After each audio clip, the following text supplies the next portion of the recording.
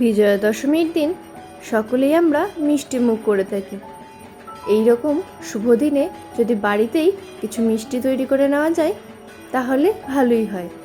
আজকে আমি এরকম একটা মিষ্টি রেসিপি আপনাদের সাথে শেয়ার করে নেব। তাহলে চলুন রেসিপিটা শুরু করা যাক। আর সাথে আছে আমি সুস্মিতা, আপনারা দেখছেন আমার চ্যানেল পালবাড়ির কিচেন। মিষ্টি তৈরি করার জন্য প্রথমে আমি একটা কড়াই বসিয়ে দিয়েছি, তাতে দিয়ে দেব 500 ml দুধ।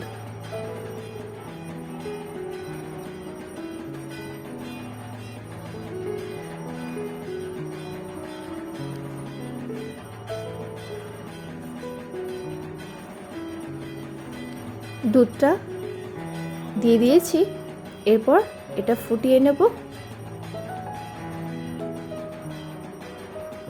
একটু নাড়াচাড়া করে দিচ্ছি। এবার এটা ফুটিয়ে নিতে হবে। আমি এই দুধটা দিয়ে ক্ষীর তৈরি করব।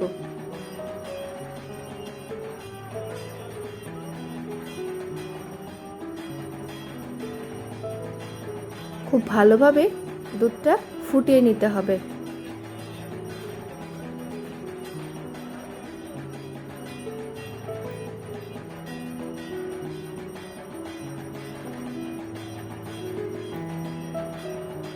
আমি এখানে মিষ্টি তৈরি করার জন্য নিয়েছি ব্রেড।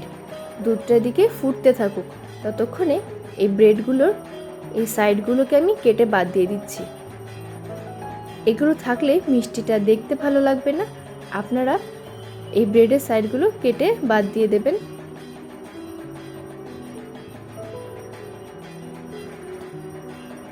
সমস্ত ব্রেডের সাইডগুলো আমি কেটে বাদ দিয়ে দিয়েছি। এরপর এরকম একটা বেলনি পিঁড়িতে ব্রেডগুলোকে নিয়ে এইভাবে আমি চেপটে চেপটে বেলে নিতে হবে, যেরকমভাবে রুটি বেলি।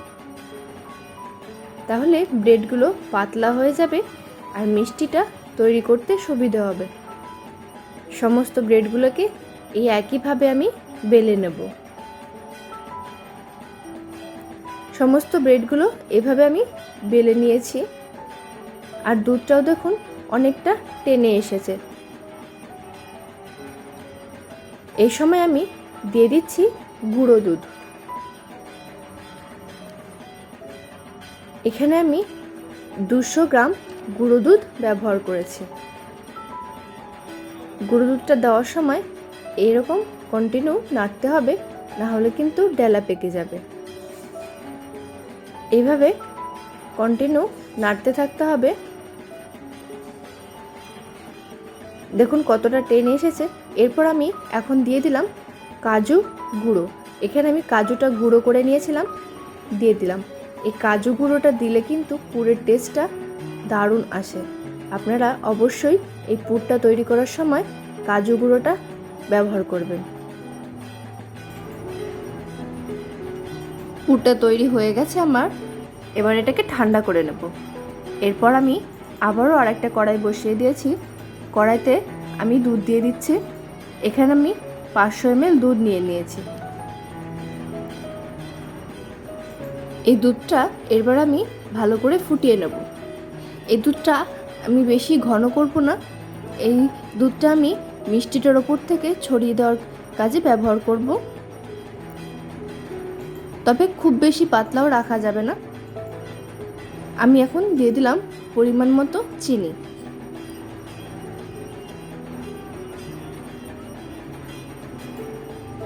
এখানে আমি 5 থেকে 6 চামচ চিনি দিয়ে নিয়েছি 500 ml দুধের মধ্যে। মিষ্টিটা আপনারা আপনাদের পছন্দ মতন ব্যবহার করতে পারেন, তবে খুব বেশি মিষ্টি হলেও খেতে ভালো লাগবে না।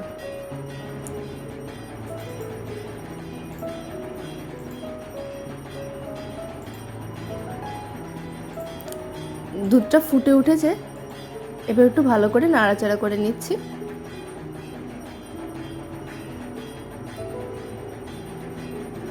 দুধটা আমি অনেকক্ষণ ধরে জাল দিয়ে নিয়েছি, দেখুন অনেকটাই কমে এসেছে। এই সময় আমি দিয়ে দিলাম এলাচ গুঁড়ো। এলাচ গুঁড়োটা দিয়ে একটু নাড়াচাড়া করে দিলাম। তারপরে দিয়ে দিলাম সামান্য ফুড কালার। ফুড কালারটা দিলে এর রঙটা খুব সুন্দর আসবে। এটাতে কোনো টেস্টের ডিফারেন্স হবে না, আপনারা চাইলে দিতেই পারেন। আর এলাচ গুঁড়ো দেওয়াতে এর গন্ধটা খুব সুন্দর হবে। সব কিছু দিয়ে আবারও একটু নাড়াচাড়া করে মিশিয়ে নিলাম। আমি কিন্তু দুধটা যতটা দিয়েছিলাম তার থেকে অনেকটাই টানিয়ে নিয়েছি। এরপর দিয়ে দিলাম কিছুটা কেশর দিয়ে আবারও একটু মিশিয়ে নেব। খুব বেশি পাতলা রাখলেও পাউরুটিগুলো কিন্তু একদম গলে যাবে, আবার খুব ঘন করা যাবে না, তাহলে পাউরুটিগুলো ভিজবে না। এটা একটু দেখে নিতে হবে।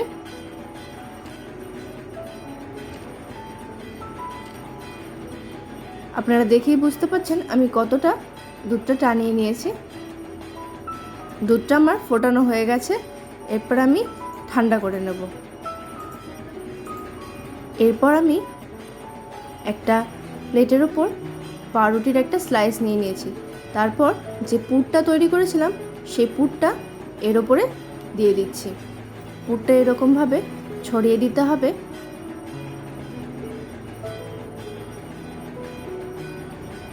তারপর আমি ভাঁজ করে দেবো এইভাবে রোল করে। এইভাবে ব্রেডগুলোকে আমি রোল করে নেব ছানার পুর দিয়ে। একইভাবে আমি আবারও একটা ব্রেডের মধ্যে পুর লাগিয়ে নিয়ে আবারও ভাঁজ করে দেব।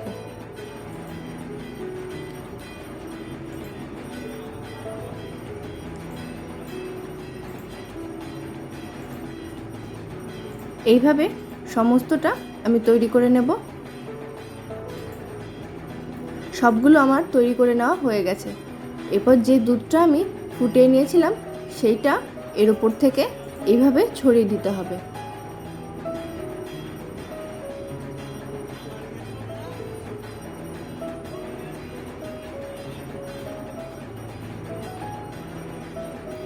চারদিক দিয়ে ভালো করে ছড়িয়ে দিতে হবে যাতে পাউরুটিগুলো খুব ভালোভাবে ভিজে যায় আর এর ফ্লেভারটা পুরোটাই এর মধ্যে ঢুকে যাবে।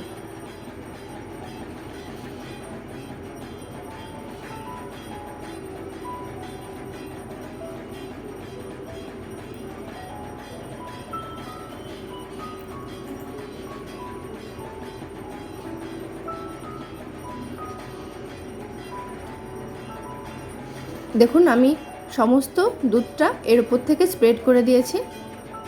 এরপর ওপর থেকে কিছু ড্রাই ফ্রুটস কুচি দিয়ে দেব। যে কোনো ড্রাই ফ্রুটস আপনারা এর উপর থেকে দিয়ে দিতে পারেন আপনাদের পছন্দ মতন। এখানে আমি পেস্তা দিয়ে দিয়েছি, চাইলে আপনারা একটু কেশরও দিয়ে দিতে পারেন। আমিও অল্প অল্প করে কেশর দিয়ে দিয়েছি। এরপর এটি ফ্রিজে রেখে দিন 3 থেকে 4 ঘন্টার জন্য। তারপরেই পরিবেশন করে নিন দারুণ টেস্টি এই মিষ্টি। তাহলে আজকে আমার এই মিষ্টির রেসিপি আপনাদের কেমন লাগলো অবশ্যই একটা ছোট্ট কমেন্ট করে জানাবেন। ভালো লাগলে ভিডিওটিতে একটা লাইক করে দেবেন আর আমার চ্যানেলটি সাবস্ক্রাইব করে পাশে থাকা বেল আইকনটা প্রেস করে দেবেন। তাহলে যখনই আমি একটা ভিডিও আপলোড করব তার ইনস্ট্যান্ট নোটিফিকেশান আপনাদের কাছে পৌঁছে যাবে। ধন্যবাদ।